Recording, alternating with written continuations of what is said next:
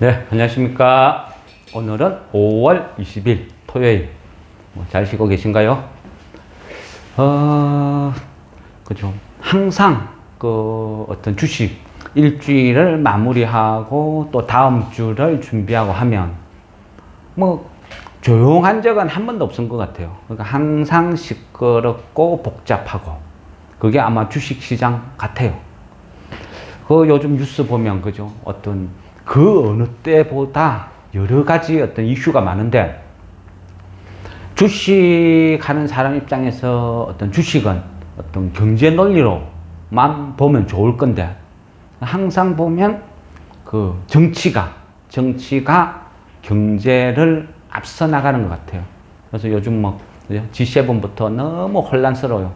그러다 보니까 이 정치가 경제를 뒤흔들어 놓으니까 주식쟁이 입장에서는 정신을 못 차리겠어요. 그죠. 옛날부터 항상 그런 면이 있기는 있었어요. 근데 요즘은 그죠. 너나 할 것 없이 경제가 어렵다, 힘들다, 경제를 살리자, 그래 샀는데 정치가 경제를 오히려 자꾸 죽이려고 하는 그런 경향이 간 것 같습니다. 경제라는 이 개념, 경제가 혹시 어떤 뜻인지 아세요? 네, 그거 알고 있어요. 경세재민이라고, 경세재민의 줄임말인데, 뜻을 풀이하자면 세상을 다스리고 백성을 구한다라는 뜻으로 알고 있어요. 그거 어떻게 알았어요? 궁금했습니다. 근데 내가 좀 유식하게 보려고 이렇게 설명해 주려는데 알고 있다니까 넘어가겠습니다. 네. 어쨌든 이 G7 이게 하면서 이 경제가 어떻게 될지 몰라요. 왜냐하면 이 정치 논리에 따라서 그죠? 경제가 어떻게 막 요동을 칠지 불안해요. 저는 이 G7 이거를 지켜보면서 제발 사고만 안 쳤으면 좋겠다. 좀 웬만하면 그냥 자중하고 그냥 이런 눈치만 보고 적당히 구색만 갖추면 좋겠는데, 앞에 나서가지고 바이든이 옆에 옆구리 툭툭 찌르면서 야 한마디 해라 그러면 또 순간 용되려고 그럴까봐 그게 제일 조마조마해요. 정치라는 건요, 이 정치꾼은 절대 믿으면 안 돼요. 제가 과거의 주식이나 이런 흐름을 보면서 진짜 나라가 흔들흔들하고 위기다 하고 주식시장이 요동치고 이런 거를 많이 경험을 했어요. 그러다 보니까 정치인들의 말 한마디가 주식시장을 폭락시키는 걸 너무 많이 경험하다 보니까 지금도 휴일인데도 저 속보나 이런 과정을 보면서요 좀 조마조마해요. 근데 어떻게 해요? 생각지도 않은 젤렌스키도 초청 인사로 오잖아요. 그러다 보니까 더 불안한 거죠. 젤렌스키가 오는 이유가 뭐죠? 우크라이나 엄청난 무기 지원해 달라고 마지막 요청 이런 식으로 하고, 또 한편으로는요 바이든을 압박한 거예요. 미국은 우크라이나 러시아 전쟁이 끝나기를 바라지 않아요. 그냥 적당히 소모전을 하면서 계속 이어가기를 원하는 것 같아요. 지금 정책 포지션이. 그래야 자기네들한테 가장 이득이 된다고 생각을 하는 것 같아요. 그러니까 끝내려면 끝낼 수도 있는데 끝내지 않고 계속 적당히 흘러가는 그런 분위기. 그래서 조금 전술적으로 전략적으로 조금 밀린다 싶으면 최신 무기, 최신 미사일 이런 거를 조금씩 지원해 주죠. 처음부터 한 방에 왕창 주가지고 확 끝내버리라 하면 될 건데, 생명줄 연장 요 정도 선만 계속 유지를 하고 있어요. 그래서 불안한데, 그동안에는 그죠? 이 공군 제공권 이쪽 관련돼서는 절대 선을 딱 껐어요. 우크라이나에서 전투기를 지원해 달라. no, 그건 안 돼. 단호했는데, 근데 이번에는 어떻게 해요? F-16 전투기 지원한다 이런 소리까지 나오거든요. 현대 전쟁에서 제공권을 장악한다는 거는 그죠? 이 전쟁의 한 7, 80%의 승패를 좌우해요. 이 전투기라는 것은 기동력도 뛰어나고 이 전장이 엄청 넓어지잖아요. 그러다 보니까 이 전쟁이 또 순식간에 F-16을 제공하는 그 순간에 전쟁이 치고받고 펼쳐지는 이 전장이 확 확산될 수도 있는 거예요. 그래서 이게 또 확전으로 가면 어떡하나 어떤 이런 불안감, 거기에 또 러시아가 거기에 어떤 대응을 했어. 어떤 뭐 핵을 쓴다든지 이런 식으로 극단적인 어떤 분위기로 또 가버리면 또 주식시장이 폭락을 하겠죠. 그래서 이래저래 어떤 상황이 복잡해요. 근데 가장 무서운 거는 우리나라가 거기에 안 말렸으면 좋겠다. 이게 이제 가장 어떤 이슈가 될 것 같습니다. G7, 그죠? G7이니까 미국, 영국, 프랑스, 독일, 일본, 또 하나 어디죠? 캐나다요. 예, 캐나다. 갑자기 생각이 안 나요. 네. 그 아시아 국가 중에는 유일하게 일본이 있고, 그러니까 왜 G7이냐 하면 1970년도에 미국이 근본위제를 폐기를 하면서 석유 파동이 일어나고 세계적인 경제에 대공황이 왔어요. 그러다 보니까 1970년대 그때 어떤 국력이 가장 강한 나라가 모여서 앞으로 경제나 이런 거에 대해서 집중적인 대책을 세우자. 그러다 보니까 1970년 그 당시에 경제 규모로 따진 거죠. 그러다 보니까 캐나다 같은 요즘은 좀 약간 조용한 그 캐나다 아니면 일본이 그 G7에 들어가 있는 이유이기도 하죠. 그러니까 G7이 그런 식으로 유지되다가 그 이후에 그 구소련이 붕괴가 되면서 러시아가 들어와요. 그래서 그때 이제 G8로 나갔죠. G8개국 이런 식으로 해서 쭉 유지가 되다가 그 우크라이나가 침공이 그러니까 2014년 되겠네요. 2014년도에 그때 러시아가 우크라이나 그 크림반도 점령을 했죠. 그러면서 국제사회에서 러시아를 빼버렸어요. 그래서 그 어떤 G8개국에서 다시 7개국으로 복귀를 한 거죠. 그래서 그게 지금까지 이어지면서 어떤 G7 어떤 그런 명목상이 있었고, 그러다 보니까 이번에 보면 또 특이한 게 G7의 어떤 회의로 끝나는 게 아니고 기시다가 어떤 장소도 히로시마를 했다는 것도 보면 정치적인 이슈가 많이 의도가 담겨 있는 거죠. 거기다가 그 개최국, 그러니까 일본이 개최국 자격으로 다른 국가들을 이렇게 초청을 많이 했어요. 근데 이 초청 인사들을 보면 그것도 약간 좀 특이한 면도 있어요. 그러니까 그 인도네시아, 뭐 베트남, 호주, 그 다음에 브라질, 그 다음에 그 코모로. 하고 이거 하나는 이거 보다가 이거 오탄가 싶은데 쿡 제도라고 있던데 이거는 저는 약간 처음 들어봤어요. 이런 나라도 있나? 솔로몬 제도 이렇게가 무슨 국가 이름인가? 그래가지고 궁금해가지고 예. 쿡 제도 한번 찾아봤거든요. 그런 나라가 있기는 있어요.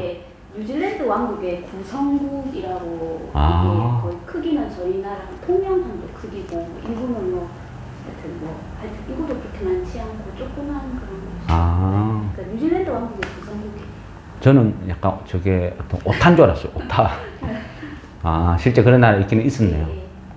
하면 이런 어떤 나라와 그 다음에 이제 유럽 연합이니까 그 EU 의장, 그 다음에 UN 사무총장, 그 다음에 젤렌스키 이런 식으로 일본에서 개최국의 자격으로 초청을 했어요.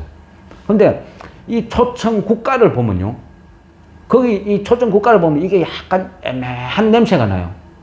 왜냐하면 바이든이 어쨌든 그 G7의 대장은 바이든인데, 바이든이 있는데 지금 현재 미국한테 삐딱선을 타는 나라가 대표적인 나라가 인도거든요.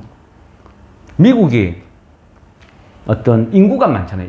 인구가 많다는 것은 노동력이고. 그러니까 중국을 미국이 세계 공장으로 이용을 하기 위해서 못 먹고 못 살고 힘없는 나라 중국을 키워요. 그리고 세계 공장화 시키면서 전략적으로 엄청나게 이용을 했죠. 근데 미국이 의도한 바와는 다르게 중국이 너무 커버렸어. 너무 커버린 중국이 경제 규모가 급속도로 상승하고 하니까 어떻게 했어요? 대들죠. 나도 기축통화 할래. 나도 경제대국 할래. 왜 우리가 세계 공장이야? 왜 미국 꼬봉이야? 그러면서 덤벼들어요. 그러니까 미국 입장에서는 너무 키웠다. 얘는 더 키웠다가는 오히려 미국이 잡아먹히겠다. 그래서 중국을 죽여버리자. 그러면 중국을 죽이겠다 하면 중국이 하는 세계 경제를 이끌어가는 세계 공장 그 역할을 누가 할 건데? 그러면 인구 규모 면에서는 중국을 앞으로 앞질러 나갈 수 있고 잠재력이 풍부하고 아직도 노동 어떤 단가가 싼 인도를 이용하자. 그래서 중국을 죽이고 인도를 이용하려고 했어요. 근데 인도가 처음에는 미국의 말을 듣는 척 하다가 이번에 갑자기 미국 뒤통수를 제대로 날렸죠. 러시아에서 생산되는 에너지를 가격 상한제를 딱 정해두고 이 이상에서는 러시아산 에너지를 사주지 말자. 바이든이 지시를 내렸어요. 그러면 모든 동맹 국가들이 거기 따라야 되는데 인도가 뒤통수를 쳤죠. 뭔 소리야? 뭐 바이든 네 말이면 다 법이야. 누구는 그렇게 해. 나는 싫어. 그래서 인도에서 러시아산 에너지를 가격 상한제 무시하고 원창 사줬어요.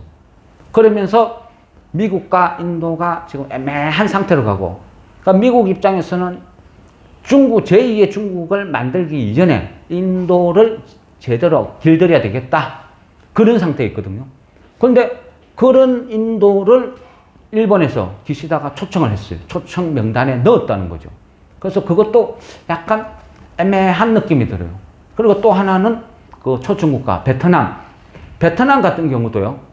그 과거, 그죠? 과거로 보면 베트남전 해가지고 미국하고 전쟁을 벌인 국가잖아요.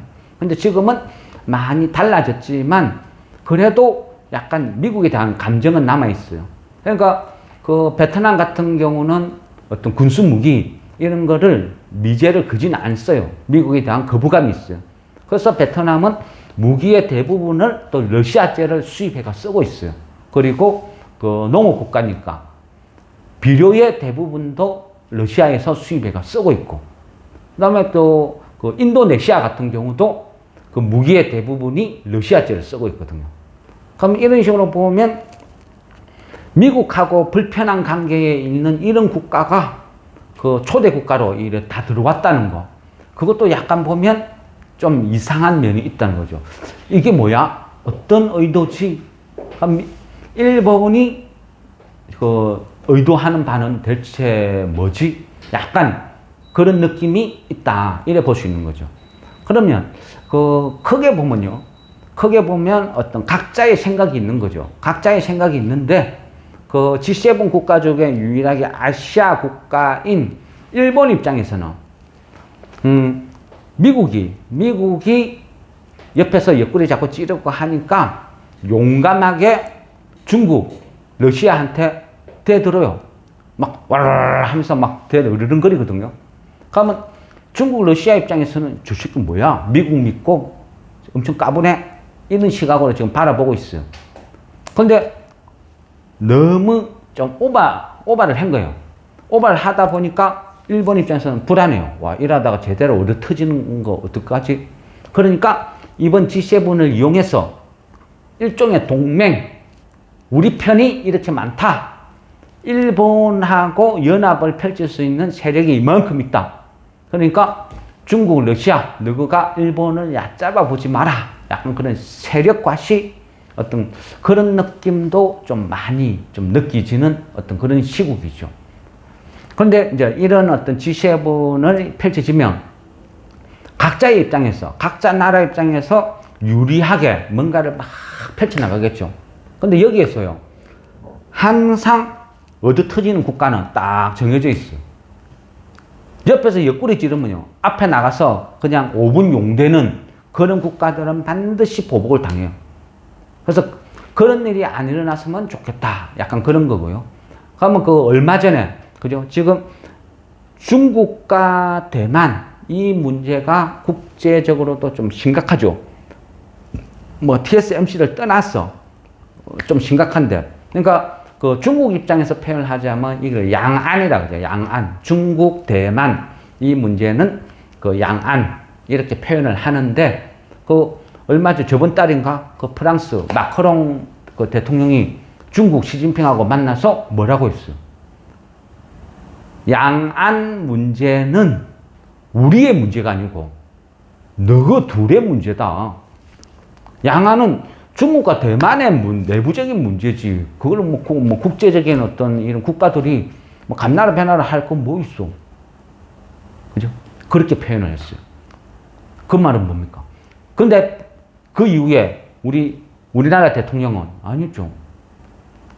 대만 편 들었어요. 중국 너가 나쁜 애, 너가 무력으로 그런 식으로 흡수 통일하려고 하면 안 돼. 그래, 한마디 그 들었어요. 그러니까 중국에서 불장난 오래 하다만 타 죽는 수가 있다고. 막 그런 식으로 또 급박을 했고. 그런 식이라는 거죠. 근데 그 프랑스의 마크롱도 어떤 중국에 대한 어떤 단절은 힘들다 싶으니까 중국과 대만의 편들어라 하면 중국을 택했어요. 프랑스도. 근데 우리는 반대의 선택을 했다. 이게 과연 현명한가? 물론 정치니까 어떻게 될지는 몰라요. 근데 항상 신경을 쓰이죠. 최근에 이런 움직임을 쭉 보다 보니까요. 그 트럼프 시절에 2017년도 그때 북한과 우리가 엄청나게 좀 갈등이 막 고조되고 북한에서 맨날 미사일 날리고 난리지 어떤 지긴 적이 있었어요. 그랬을 때 뭐 트럼프가 북한을 처음에는 북한 저거 한번 쓸어버릴까? 공격해버릴까?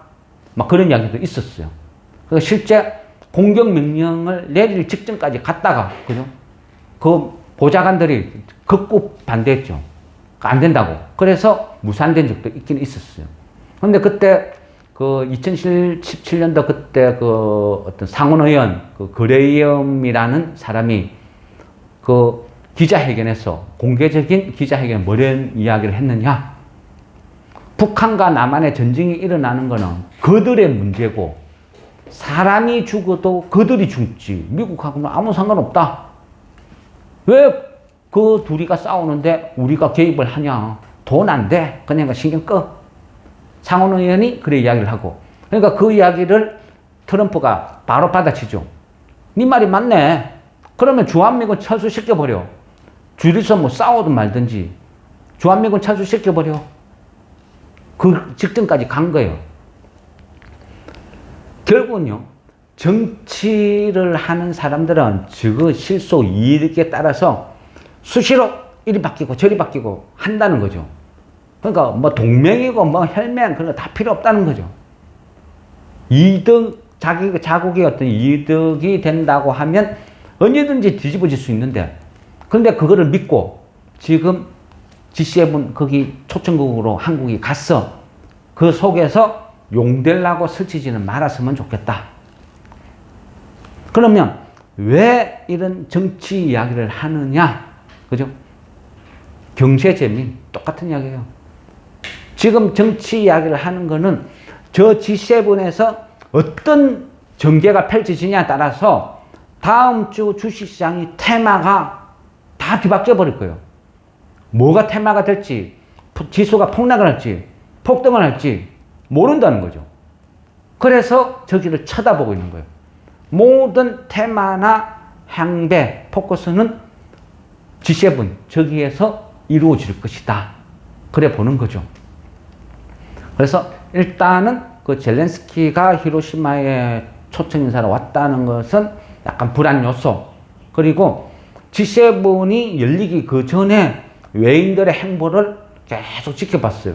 근데 외인들이 공매도를 대거치고 주식을 팔아치우고 하면 아 이건 뭐 좀 심각하게 받아들여야 되는데 저번 주 일주일 내 행보는 반대였어요. 외국인들 입장에서는 오히려 저 삼성전자, 하이닉스 필두로 반도체 관련 주식을 대거 사들였어요. 2019년 이후로 쭉 보면 2019년이니까 코로나 전국 이후로 외인들이 국내 주식을 계속 팔아치웠는데 올해는 지금 현재 순매수 기조를 한 10조 이상 매수를 지금 유지하고 있어요. 그러니까 오히려 코로나 이후에 몇 년 만에 처음으로 10조 이상 순매수 기조를 이어가고 있다. 그리고 그 금요일, 목요일 이때에도 삼성전자를 비롯한 반도체 주식을 많이 샀다. 이것만 봤을 때는 어떤 큰 위기는 없지 않느냐. 우리보다 훨씬 정보력이 빠른 외인의 행보를 봤을 때는. 그래서 조금 좀 안심을 한 거죠. 그래도 정치는 모른다는 거죠. 그래서 오늘 내일 동안 G7이 일어나는 그 모든 걸 모니터링을 쭉 해서 상황을 관찰하고 그 다음에 다음 주를 우리가 대비를 해야 돼요. 거기서 이제 정치적인 주요 이슈로 나올 만한 거는 가장 뻔한 거는 그죠? 반도체 동맹. 그거는 절대 빼놓을 수가 없죠. 반도체 동맹은 무조건 빼놓을 수가 없다. 그러면 그 상태에서 지금 어떻게 하고 있어요?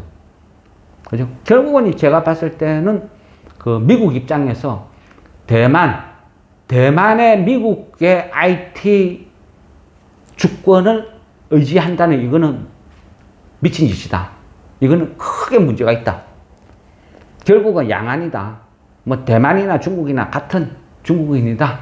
그러니까 TSMC 믿고 미국이 운명을 맡긴다는 것은 절대 안 돼. 새로운 방법을 찾아. 그래서 미국 내에도 반도체 공장을 만들고 또 TSMC를 대체하기 위해서 분산을 시키는 것 같아요.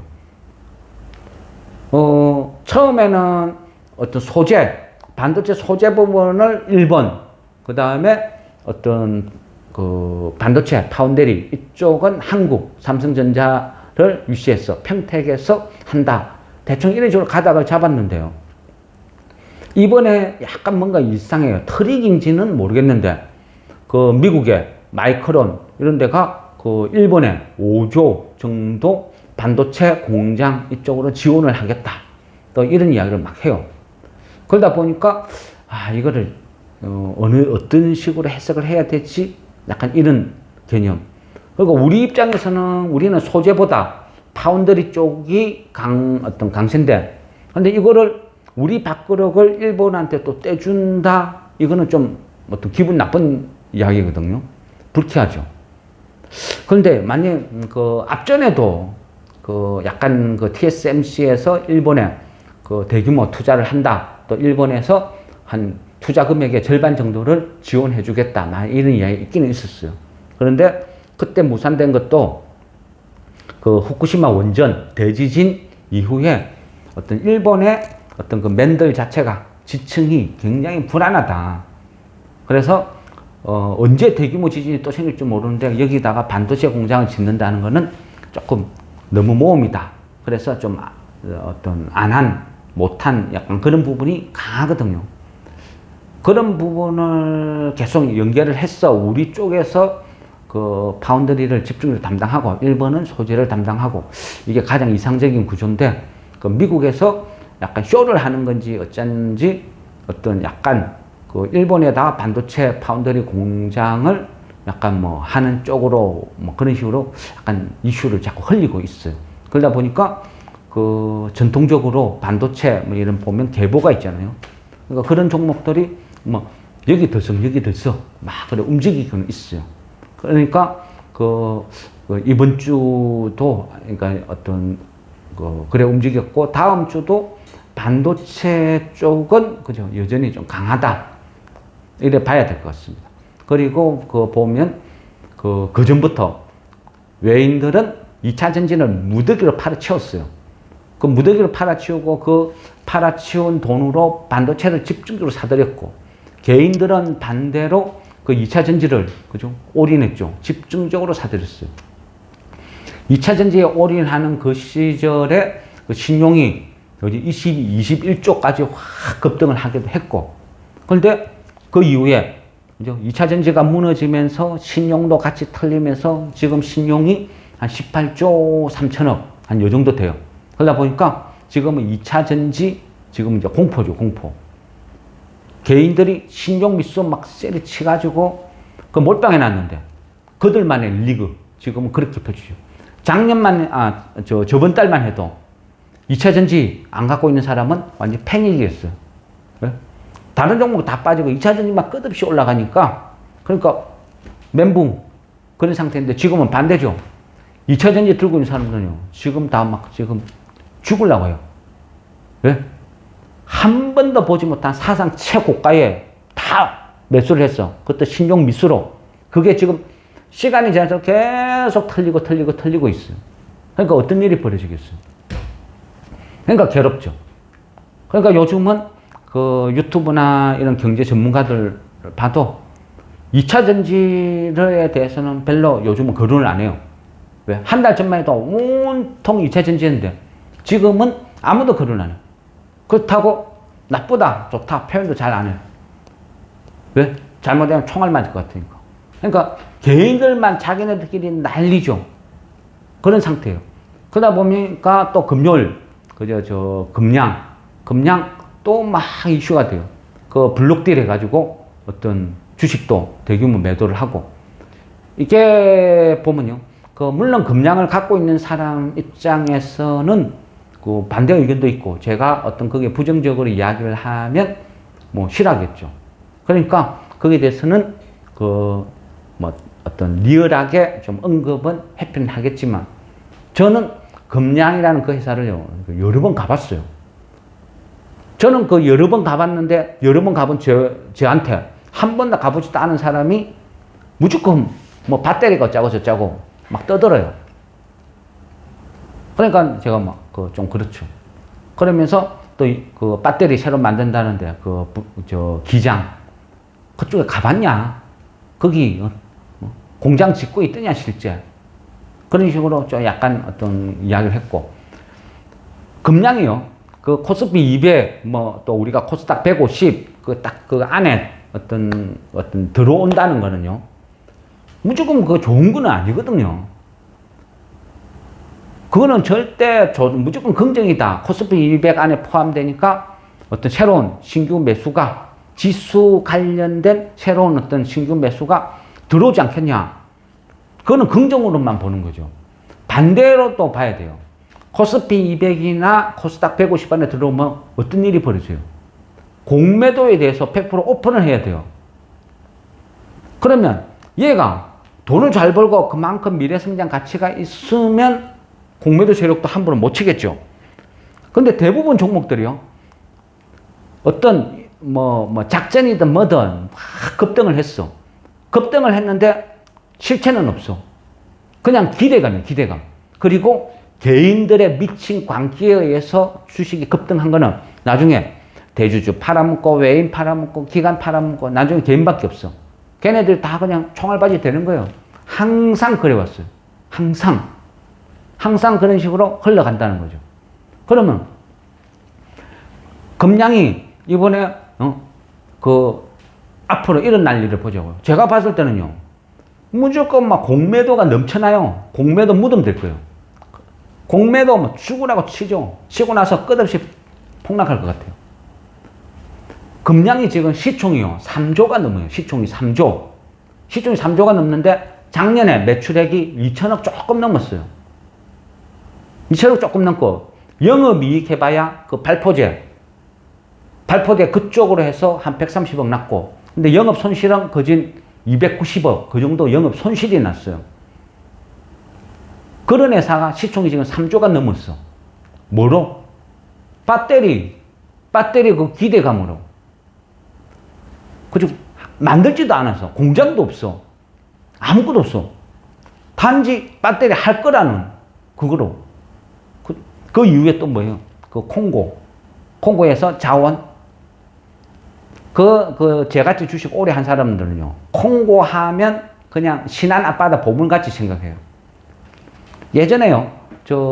코코 엔터프라이즈라고 콩고 공화국의 다이아몬드 광산 개발권 획득했다 해가지고 주가가 초급등한 게 있었어요. 심지어는요, 이 콩고 대사가 그 콩고 그 국가 대통령 아들이야.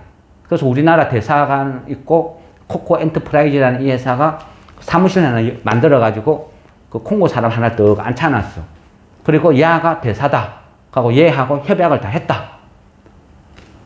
심지어는 그 서류를 들고요, 우리나라 외교부 가가지고 확인해달라 그랬어. 그러니까 우리나라 외교부에서 물어봤어요, 콩고에. 얘가 콩고 대통령 아들 맞고 콩고 그 대사 맞냐 물어보니까 콩고에서 텍스가 나왔어요. 맞다고. 그래서 외교부에서 맞다 해줬어요. 주가가 초급등을 했죠.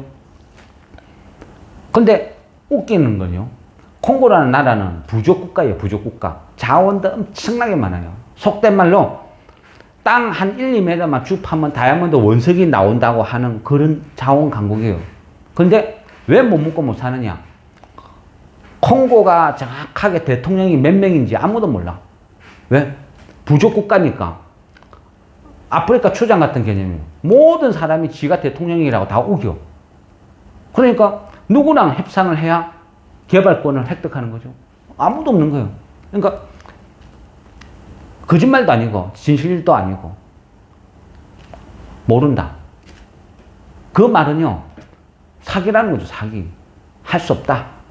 그러니까 그 코코 엔터프라이즈 외에 그 전에 몇 군데 회사도요, 항상 연루되면 콩고, 광산, 다이아몬드 광산 개발권, 항상 어떤 그런 걸 써먹었어요. 금량이 진짜 했는지 아닌지 그거는 모르겠어요. 저도 모르겠어요. 별 관심도 없어요. 관심 갖기도 싫고. 왜? 앞으로 얘가 배터리 공장 지어가지고 그거 만들어가지고 팔아가지고 시총 3조 될 만큼 성장을 하려고 하면 10년, 20년 과연 공장 만들긴 할까? 그래서 저는 관심 종목 삭제 안 본다는 거죠.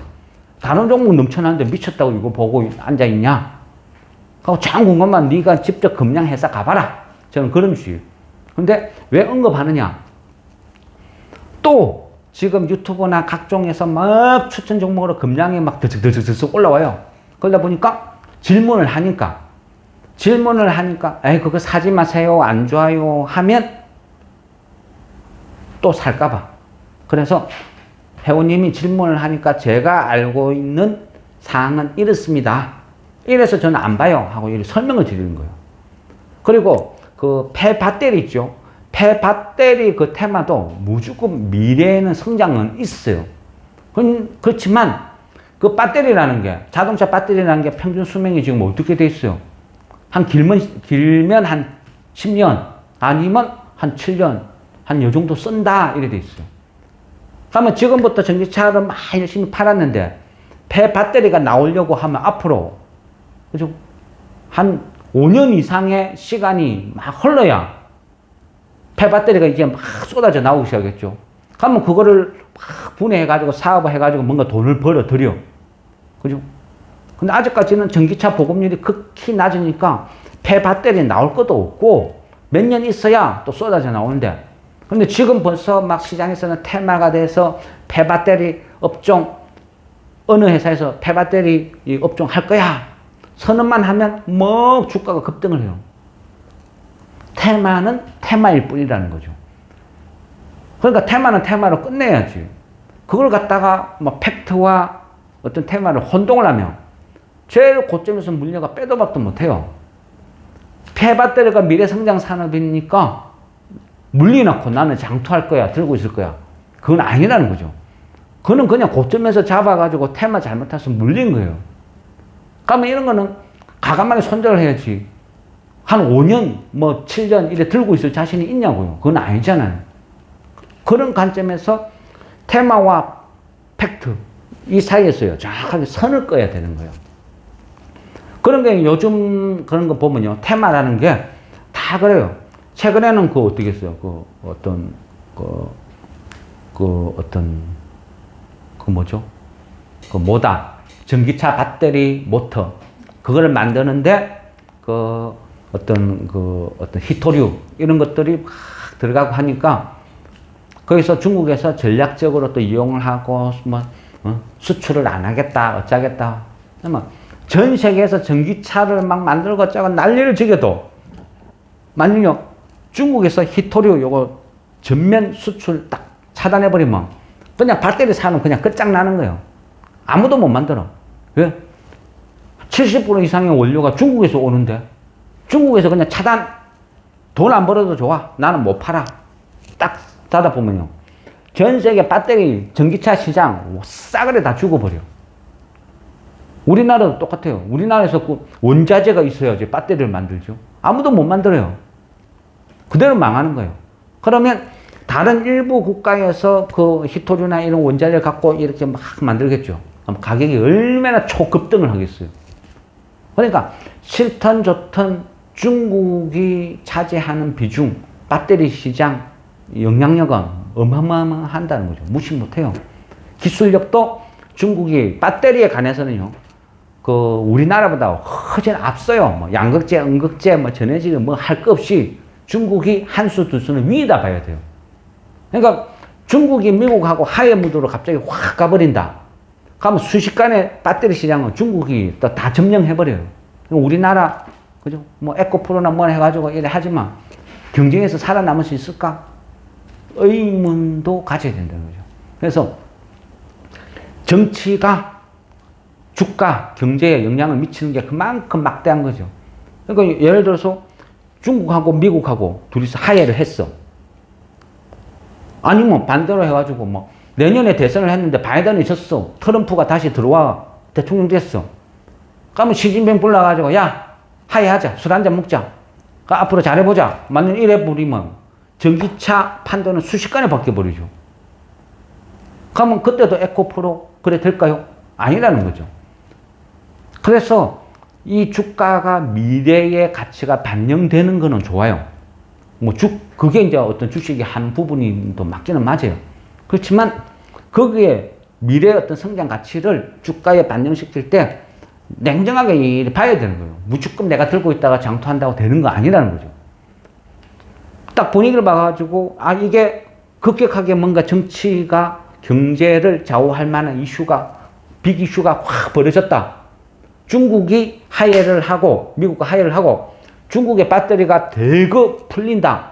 이러면 내가 우리나라 배터리 어떤 주식 갖고 있으면 손절이라도 무조건 다 털어내야 된다. 이런 상황도 벌어지는 거죠.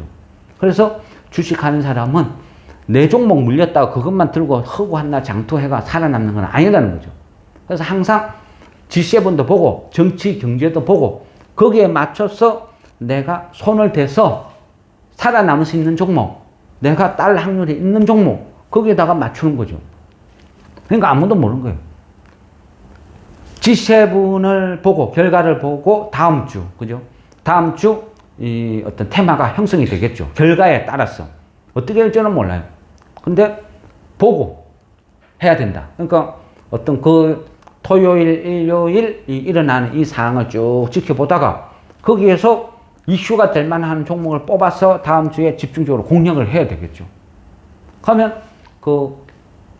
싫든 좋든 중요 의제로 들어가서 일본 입장에서 어차피 일본이 개최국이니까 일본 입장에서 자기한테 유리한 거는 무조건 거론을 하겠죠. 무조건 거론하면 그 대표적인 게 뭐 후쿠시마 원전 오염수 갖다 버리는 거 그런 거 양해를 구하겠죠. 양해를 구하기 위해서 그죠? 여러 사람, 영향력 있는 사람, 주변 국가 초청한 거예요. 인도네시아, 뭐 베트남, 뭐 이런 동남아 국가들 왜 오라 했겠어요? 결국은 후쿠시마 오염수에 영향력을 미칠 수 있는 한 소리 할 만한 국가들은 미리 데리고 와서 입막음 하는 거죠. 그러면 후쿠시마 오염수는 어떤 식으로든 이번 이후에 이슈가 될 것이다. 그래 되면 그죠? 우리 전통적으로 맨날 후쿠시마 오염수 하면 보는 종목들 있죠. 그죠? 그래, 대정화금, 대봉LS, 또, 그죠, 신라SG. 막 그 정도만 해도 훌륭한 공부 열심히 했네. 그러니까 후쿠시마 오염수 뭐 배출하겠다. 요 정도만 해도요. 그리고 미리 다 포섭을 했겠죠. 미리 포섭해가지고 막 이래저래 다 했지. 그러면 거기에서 후쿠시마 오염수, 원전 오염수 현지 조사단 파견했죠. 우리나라도 갔어요. 그럼 그 사람들 우호적인 어떤 이런 사람들 불렀지. 가면 방골 기질이 있는 이런 사람들 불렀겠어요. 뻔한 결과 나오겠죠. 하면 일본에서 충분히 제철이 완벽하게 잘 했더라. 그리고 이 오염수를 바다에 배출해도 큰 영향이 없다. 그렇지만 제철을 해도 절대 안 없어지는 뭐 삼중수소 뭐 이런 부분에 대해서는 뭐 안전하다. 충분히 인상적인 환경에서 나올 수 있는 그 정도 수준밖에 안 된다. 뭐 이런 식으로 막 적당히 뭐 그죠? 막 어떤 찌라시 날리고 그러면서 봐 국제적으로 다 동의하고 확인하고 안전하니까 우리 바다에 갖다 버린다. 그렇게 자연스럽게 훅 흘러가겠죠. 일본이 10년 동안 원하는 바니까. 한번 이번을 계기로 뭐 그걸 했어요. 근데 뭐 실제 안전한지 그거는 뭐 우리가 거론할 바 아니고 어쨌든 주식시장은 그게 이슈화 될 거라는 거죠. 그러면 어떻게 했어요? 그 관련 종목들이 또 덜썩덜썩 하겠죠. 근데 이 관련 종목들이 이만큼 고점에 있다. 그러면 볼면 안 되죠. 근데 이게 바닥에서 놀고 있다. 그러면 미리 선점해갖고 사놔도 충분히 가능한 거죠. 그리고 그 다음 주 이래 보면 또 저 해담 오고 가는 이야기에 따라서 어떤 테마가 형성될까? 그거는 또 이제 토요일, 일요일 계속 지켜봐야 뭐 아는 거다. 뭐 이래 볼 수 있겠죠. 지금 몇 분 올라갔어요? 지금 41분요? 그러면 그 질문하신 거 조금만 더 할게요. 다음 주 어떤 그 이슈가 이래 될 만한 거 어떤 그런 쪽도 쭉 보면 지금 현재 보면 그죠? 그